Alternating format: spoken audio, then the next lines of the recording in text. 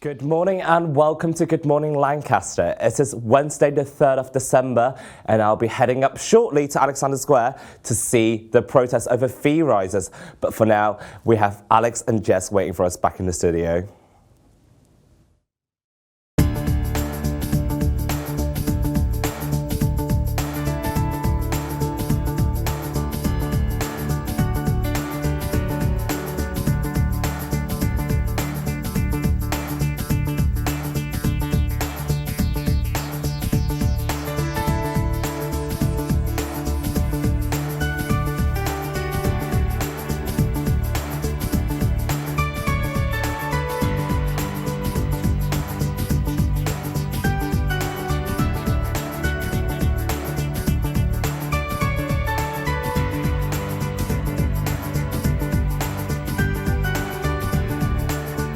Good morning, I'm Alexander Parmley. And I'm Jessica Beard.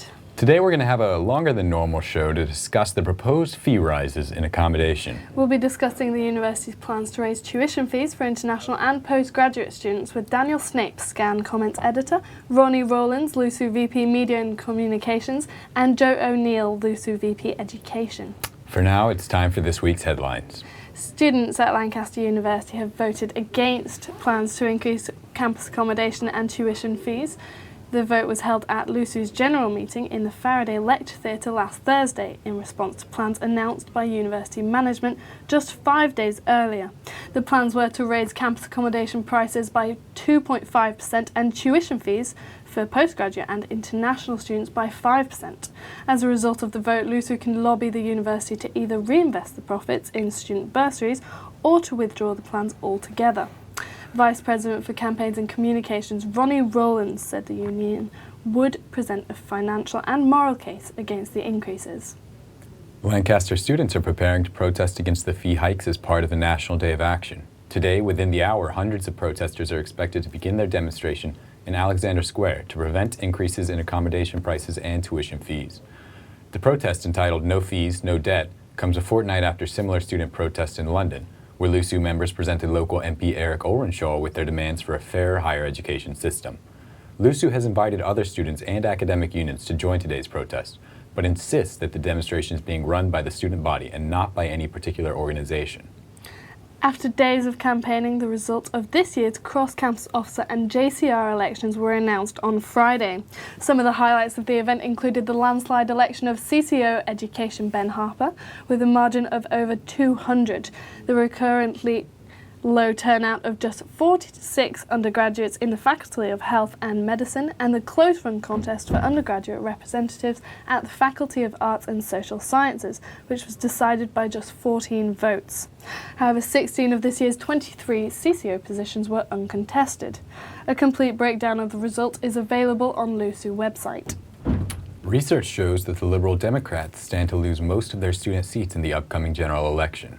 The report, published by the Higher Education Policy Institute, shows that the proportion of students identifying as Lib Dem has decreased from more than 40% in 2010 to just over 10%.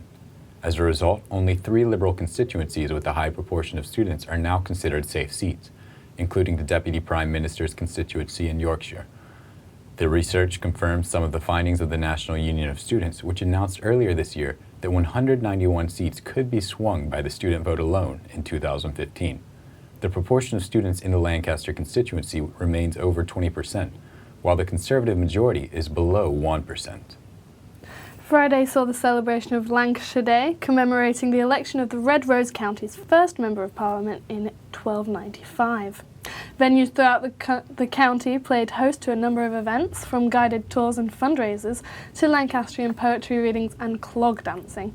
Representatives from the 12 district councils of Lancashire also met on the day to debate a new combined authority for the county, which could mean devolution of more powers from Westminster.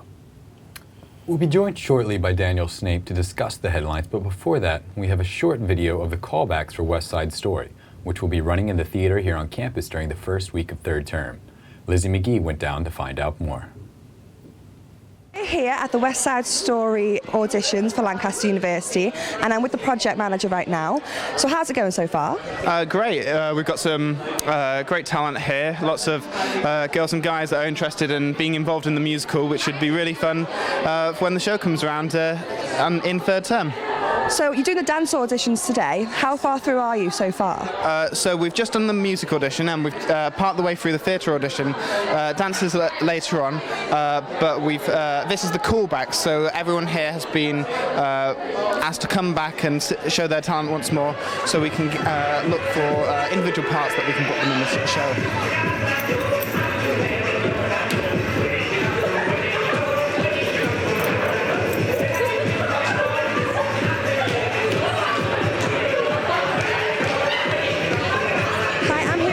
And she's one of the dancers in the auditions today. So Nikki, why West Side Story? What made you want to be a part of this? Well, I've been a part of West Side Story before in like the dancey part of it, and I just think it's a really good film as well. It's like really energetic and musical, so I really like that. How do you think auditions are going today? I think it's really good. I think it's good because they get the energy going and everybody feels like it's like one big family, so you don't feel as under pressure with everything.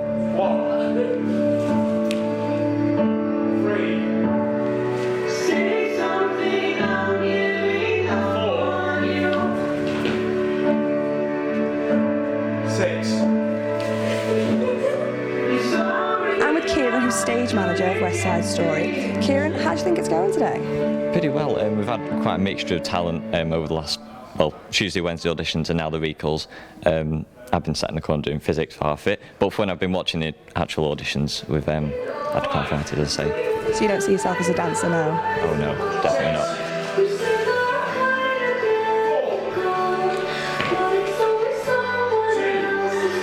David. So David, tell us what your role is today.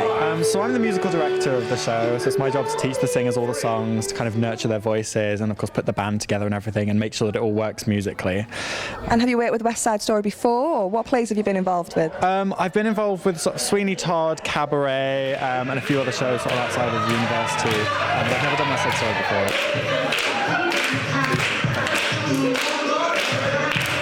Everyone's really keen to learn, so it's really nice. And meeting new people as well. And have you worked on other productions with the theatre group before, or is this your first one that you've incorporated Lou Dance and the theatre group together? I did Producers last year. These three girls are all... How are you guys finding it? Come on, speak. I'm a fresher, so this is my first ever production here. It's a lot different in terms of the dancers, and it's just because obviously we're not just looking at the dance, like we could find a really good dancer that's not a strong singer or actor, so it's like looking at all three is a big difference. Yeah. And are you enjoying it so far? Yeah, it's been really good.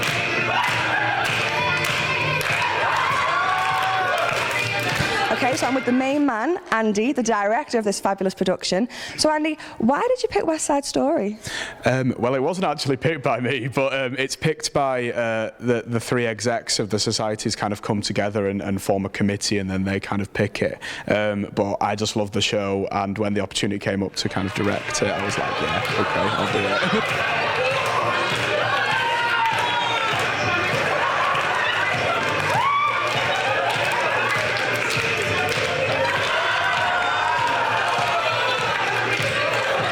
So rehearsals start in Lent term, but we'll definitely be keeping updated. From the auditions today, I think it's definitely worth a watch. So stay tuned and please go and see West Side Story. And we're here with the comments editor for Scan, Daniel Snape, to discuss the headlines for this week. Daniel, run us through the fee increases that are going to take place over the next year. Well, the plan is to increase the tuition fees for postgraduate and international students by 5% and to increase accommodation fees by 2.5%. The plan was first raised by the university's management advisory group. Laura Clayson was present, the university president, union president, and then it was passed as a vote in the what's known as the Finances and General Purposes Committee, where Laura Clayson and Colin Mang were also there to put across their disagreement.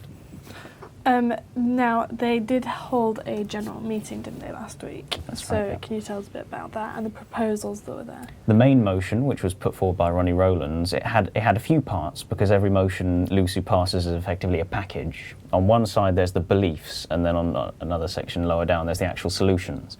So by voting for this, which students did, it did pass. The students said they believed that the fee increases were exploitative, that was explicitly in the paper, and they also thought it would decrease the number of students applying to Lancaster University, which could be a problem if the number of applications has already decreased by 200 students. The solution itself was to mandate or to force the members of the union, the FTOs, to lobby the university to stop this from happening, to stop the fee increase. And there are two ways of doing that. They can either get it withdrawn altogether, which seems slightly less likely, or they can adopt a contingency plan. This was one of the amendments that was made to the proposal. Yeah, what was this contingency plan then? So if it goes ahead, if the fee increases do happen anyway, what they can do is just ask the university to make sure all the profits from these fee increases get reinvested in the students through bursaries to make sure it evens out slightly. How likely would a contingency plan like that be to succeed? This was one of the questions raised there. They thought, is this necessary?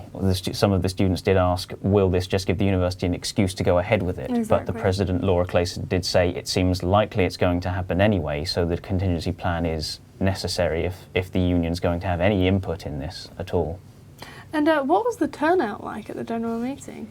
It was above 200, I know that much, and that's how much you need to be quorate. But if you think about it, as a proportion of the 12,000 students at the university, that's still not much. But it was enough, and so the motion was passed, and it was slightly higher than normal, at least. Yeah, I mean, I think don't take me if I'm wrong, but I think it was about 280. Right. And that's quite a good turnout, isn't it? If you as far as GMs go, consider yes. the elections from the week before that, it shows that students are passionate about this, doesn't it? Yeah, it's roughly the same number of students who are voting in these elections, though. The JCR and CCO elections in most cases were about just over 280, if not 280 itself. So it shows that perhaps there is a cohort of students at the university who are politically engaged, but it's just them each time. Maybe not, who knows? So how do prices compare from Lancaster tuition to other institutions? There are a couple of ways of looking at this. One of them is comparing it to the UK as an average, and the NUS thinks that since 2001, accommodation prices for students have doubled across the country, and that's roughly double the cumulative rate of inflation over the same period. Another way of looking at it is asking what are the regional universities around Lancaster doing, and I can give you a few instances. So bear in mind now that tour guides are telling prospective students at Lancaster that there's no accommodation below £100 anymore. The University of Central Lancashire charges £83 on its standard accommodation. The University of Bolton charges £76 for its standard accommodation. Even the University of Manchester charges £96, even though it's in the city, for their standard accommodation. But the closest the University of Liverpool gets to a standard accommodation is £116. So if we just take that very small sample, we can see Lancaster is towards the top, but not necessarily the worst. But surely their level, the quality of accommodation is known to be slightly higher than these other universities. So yes. Does it not then apply that it would charge more? I mean, at the University of Cumbria, for instance, the standard accommodation was described by the Daily Mail in 2010 as prison-like slums. But it's still only £83, so the higher price and the higher quality go hand in hand. It's just a question of, can students afford it? So how do on-campus prices compare to off-campus prices? The private sector has done pretty well. The prices have been fairly stable over the same period. I mean, if you're a 5-year medical student and you started here in 2009, you could have got an ensuite on campus for just over £80, and you could be living in a similar room off campus now for the same price. The reason for this could be because the number of private sector housing arrangements for students has doubled over the last 7 years. And indeed last year, 78% of the 18,000 new student beds coming onto the market were in the private sector. So it seems off campus, the price increases haven't been felt. Okay, well, just going back to the general meeting motion, can you just briefly go over, just for the purposes of the show, what it involved completely and, what it really hopes to achieve?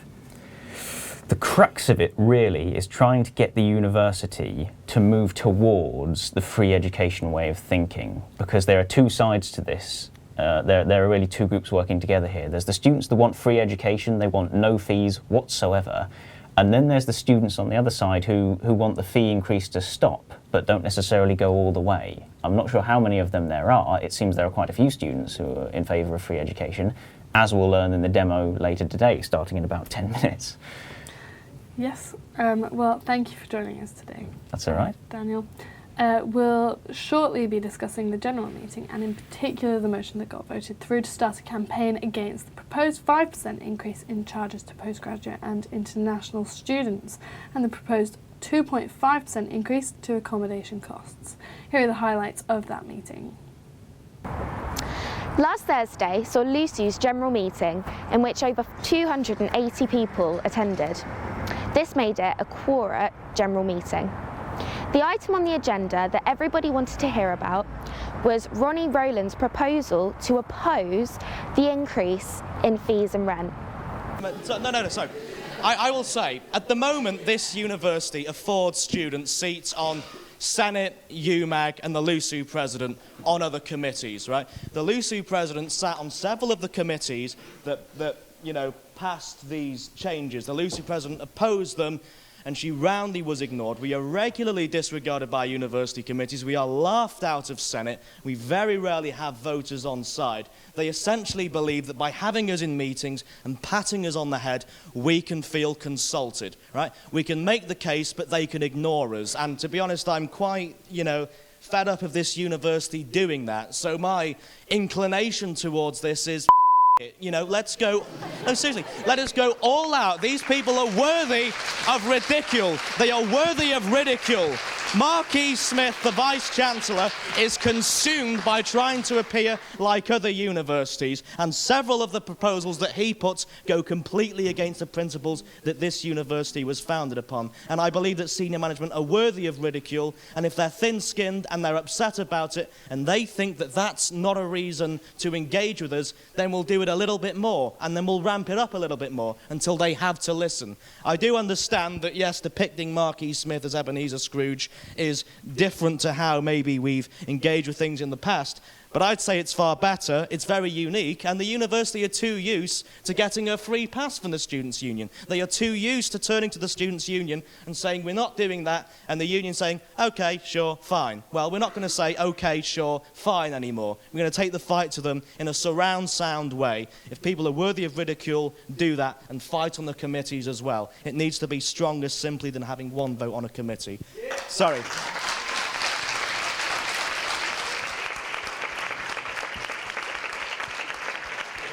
We will now take this motion to an overall vote. All those in favour, please raise your voting cards.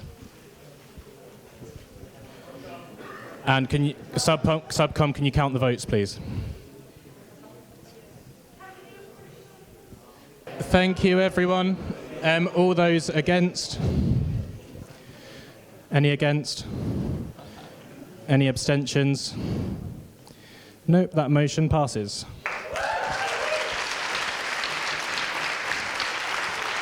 Of everyone attending the meeting, all 280 voted to accept the motion, meaning 0 rejected and 0 abstained. The motion was put forth after the university voted to increase fees by 5% and rent by 2.5%, meaning that some international students would need to pay £52,000 at the end of their degree. We are now joined by Ronnie Rowlands, LUSU VP Campaigns and Communication. Ronnie was the man who made the motion on Thursday in the LUSU General Meeting, where over 200 people voted to stand against the university and start a campaign against the proposal.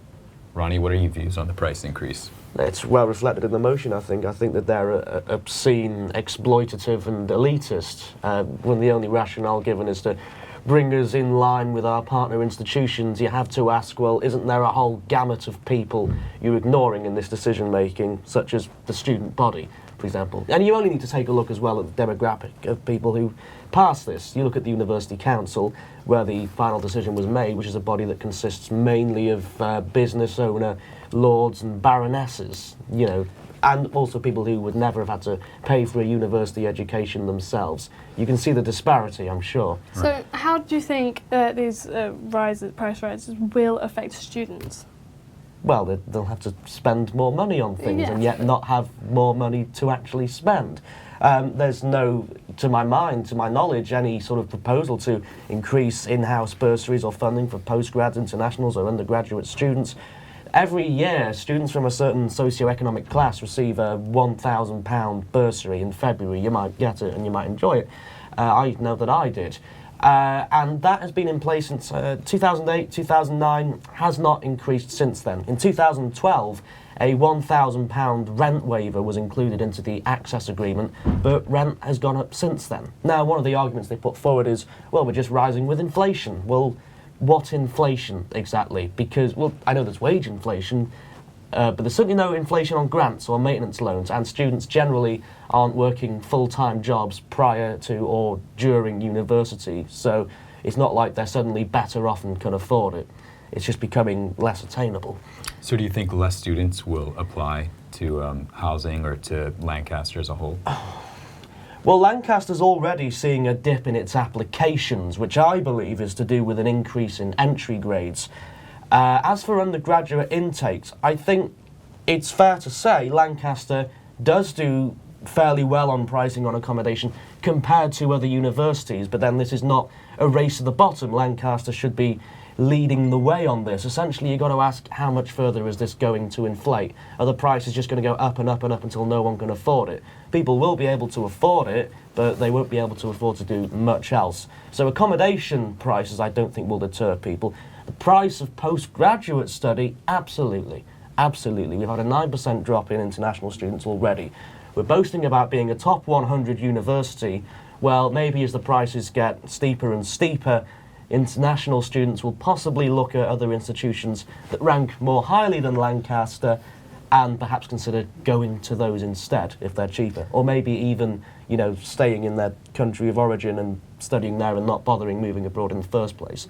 Lancaster's income is very reliant on our intake of international students, and I think that, and postgrads as well, and I think this is completely alienating to them. Thank you. Daniel, what do you think? Do you have anything to say in response to this?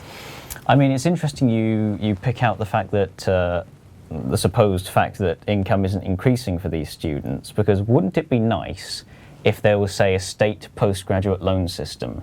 A bit like the undergraduate. Wouldn't it be nice if a postgraduate student could borrow, say, £10,000 up to a write-off period of 30 years with low progressive interest rates, depending on your income, that you pay back as, say, 9% of all income between £15,000 and £21,000. Wouldn't that be nice?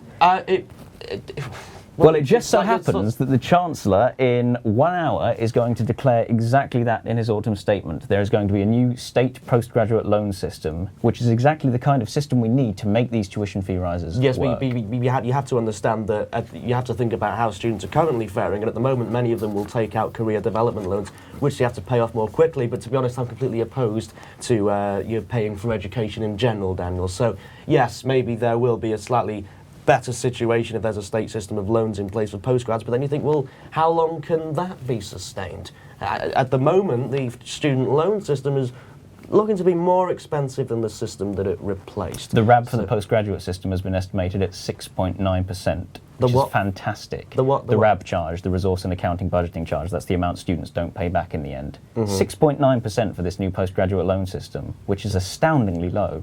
Okay, but I don't see how that relates to an actual increase in postgraduate fees. Well, it means that the students can afford it because they're not paying the fees by themselves. At the moment, the protest is going on in Alexander Square. We're going to show that footage on the television. Oh, splendid. Yeah, we'll have that in the background. Just going back to something you were saying about the, deterring international students. Yeah. Among the top 100 universities, surely aren't some of those universities American universities, which, as you'll know, Alexander, charge a lot more. This is not a race to the bottom, you see, and you can't just pick one country as a representative example and say, well, there's loads going to America, so there'll be loads to come to England. No, but surely, when you're saying a fee increase might deter international students, in comparison to the top 100, it might not. I don't know, do you have any figures on... I do not. No, I mean, certainly certain parts of America charge a lot more for university education, but... So we should be grateful. Is that what you would say to a postgraduate student who's working 3 jobs where you could be studying in America? That's not what I'd say to someone. Right. I think it is all sort of relative also. You can't start saying that, students might start going other places, because other universities are also charging a lot more. Well, you've only mentioned America so far, you see. I mean, if you want to have a rounded kind of analysis of this thing, and perhaps countries that have more reasonable pricing, then we'd have to do a lot of research on that. But at the moment, you're just saying America, and I can't just say, well, at least you're not American. You see where I'm coming from. Yes, of course.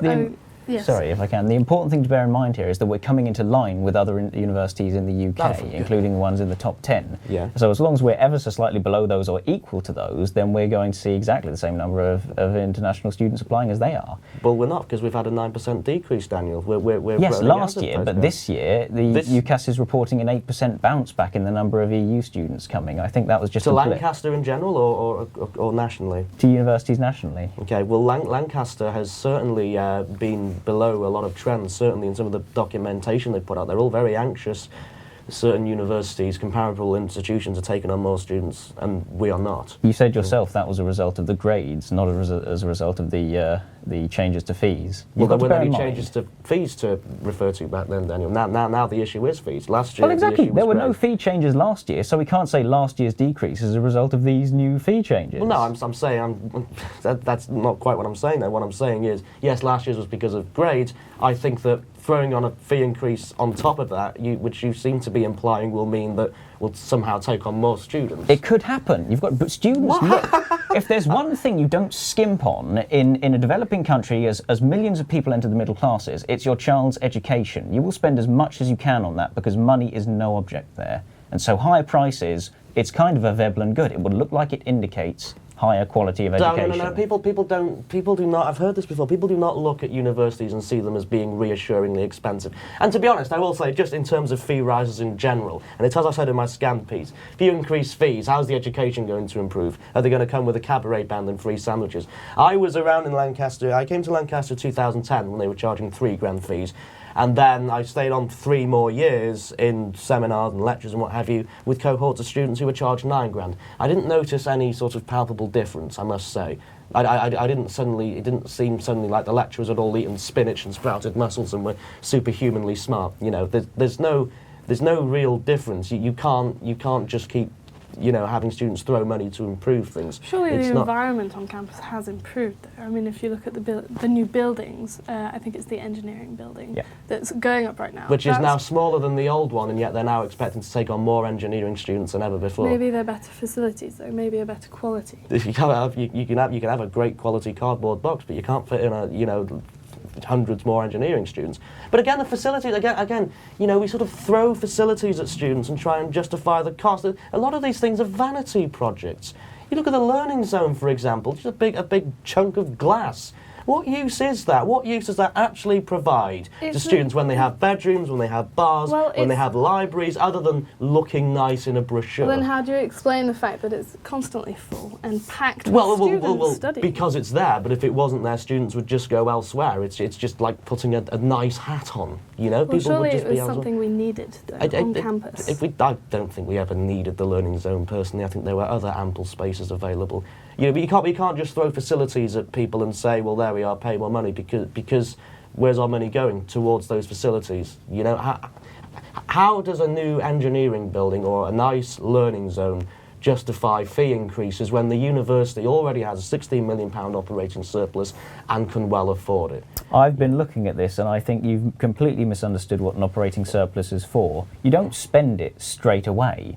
The idea is, and this is a good surplus. I don't see why a surplus is suddenly a bad thing. Double last year's. Why suddenly do we want to run the finances into the ground when we've had one good year of surplus? Okay, guys, I'm afraid we're out of time. Thanks for speaking with us today. We're now going to head up to Alexander Square and hand it over to Justin.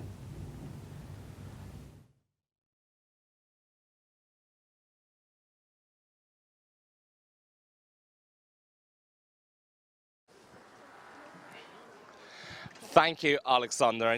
And here I am now in Alex Square as the protest is about to start.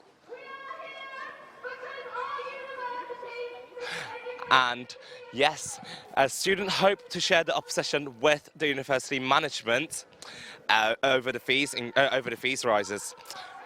Are we still going? Over the fee rises. Are we still going?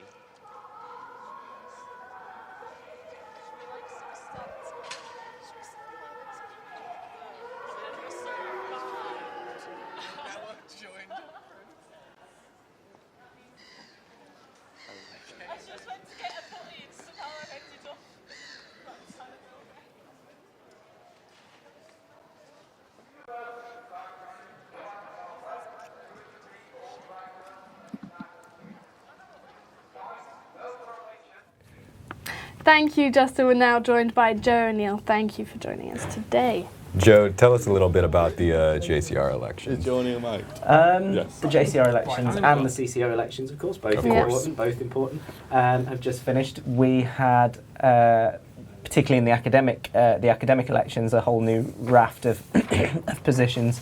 We've increased academic apologies, a bit of a cold, as I had last time, actually. You're jinxing me.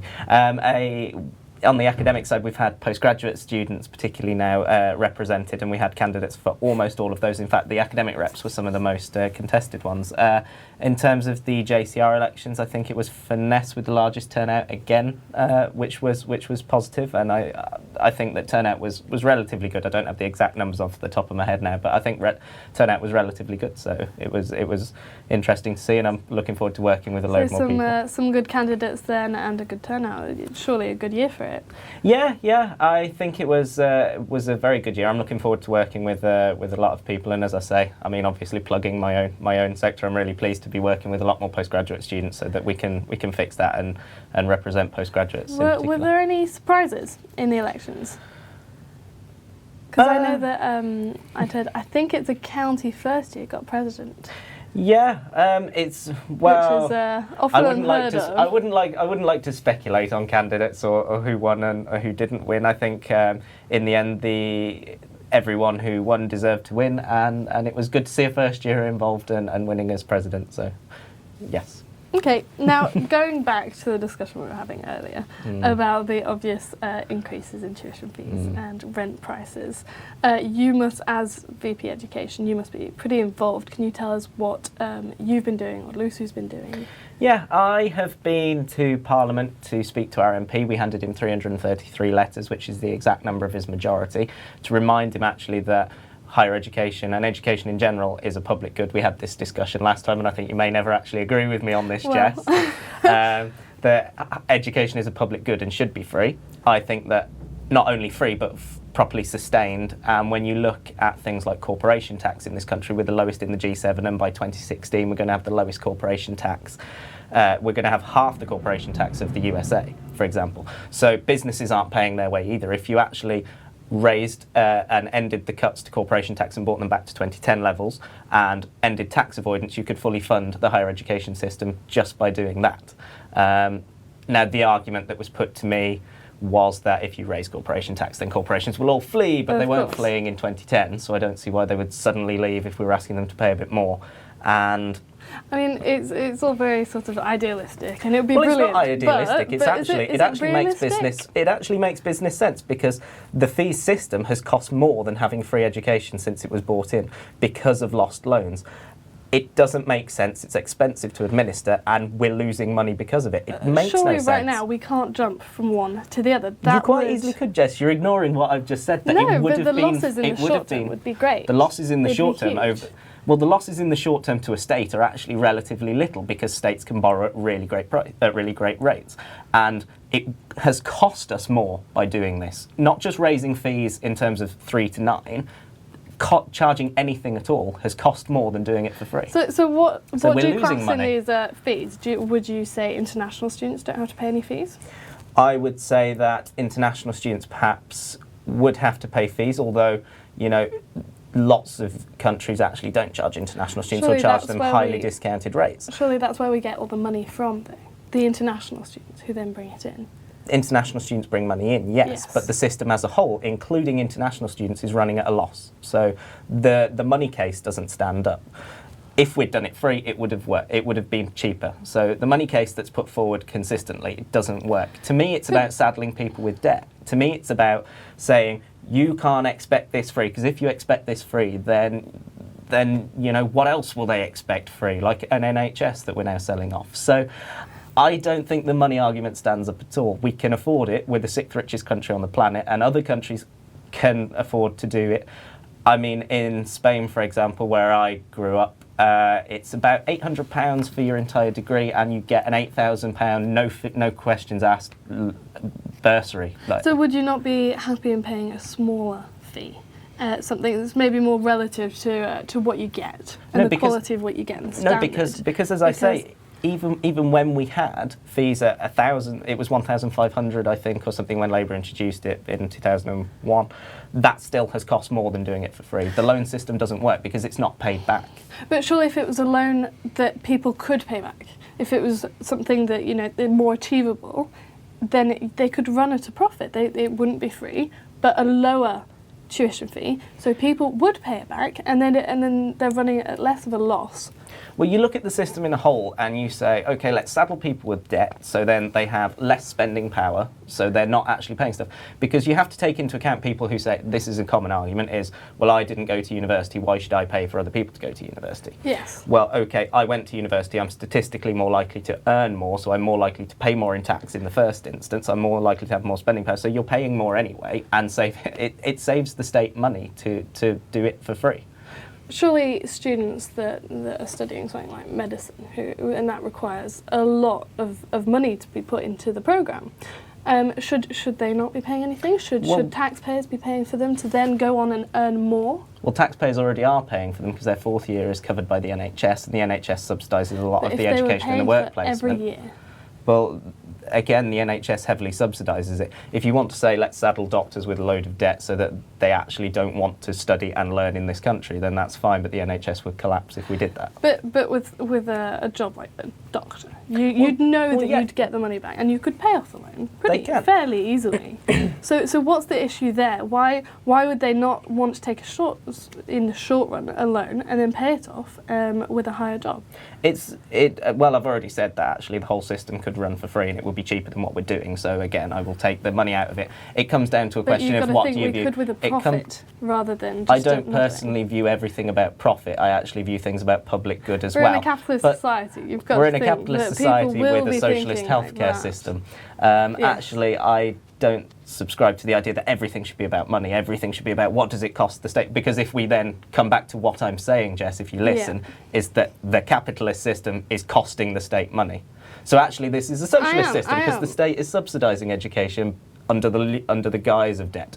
So I don't view actually charging people for education, which is a public good but also an economic good, because people who are better educated are more likely to attract business into the country, they are more likely to earn more, they are more likely to propel your economy. I would say that we shouldn't be charging those people for that, and if a doctor can afford to pay more, well, to be honest, they will be doing a lot more good by working in our NHS than going elsewhere if we lump them with a load of money and a load of debt. Well, thanks for talking with us, Joe. Thank you. It's more talking at you. It looks like it's getting quite busy up in the square now, so we're going to go head up to Justin in the square, where he will be speaking to some people there, and I will also be joining him in a few minutes.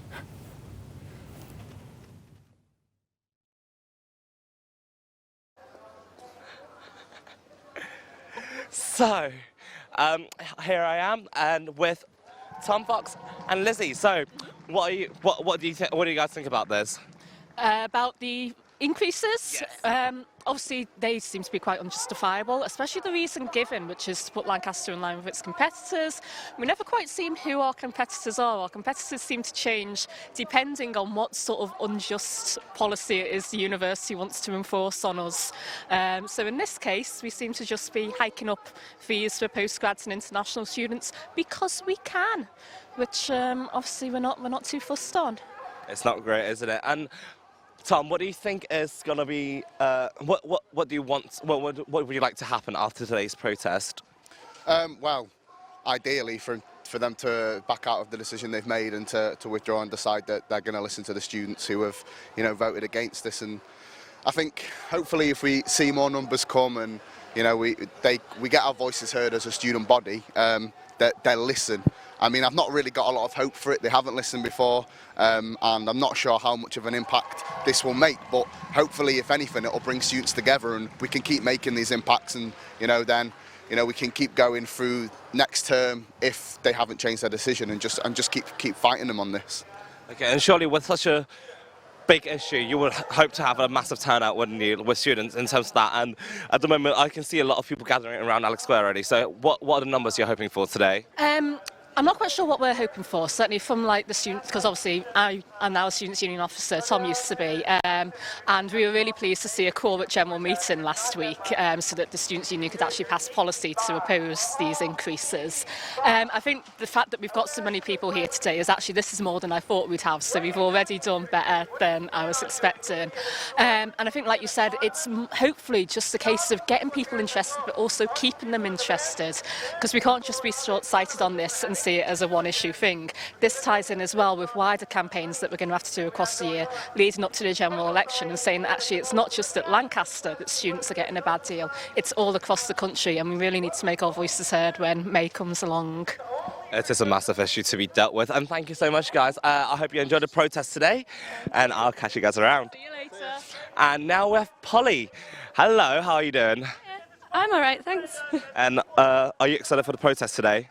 Yeah, I'm super excited. It's so good to see so many engaged students who are actually caring, and so many people fighting for international students and postgrads. Yes, absolutely. And what would you like to see happen after today's protest? I'd like university management to actually listen to us. I'd like them to take student demands into account. I'd like them to start caring about our futures and about our degrees, and about the fact that we need as much support as we can get, instead of just paying out the nose for something which should be a right. Absolutely, absolutely. Very well said, Anna. I hope you enjoyed today's protest, and thank you so much for speaking with us. No worries, Justin, you too. Thank you. Right. Okay, so that's it from us at the Square. I hope you guys enjoy it, and I'll see you next week. Yes. And thank you, Justin. That's all we have time for today. We hope you've enjoyed the show, and if you're against the fee rises, then I'm certain they would appreciate your support in the Square today. Thank you very much for watching, and we hope to catch you next week for our final Good Morning Lancaster show of the term. Goodbye.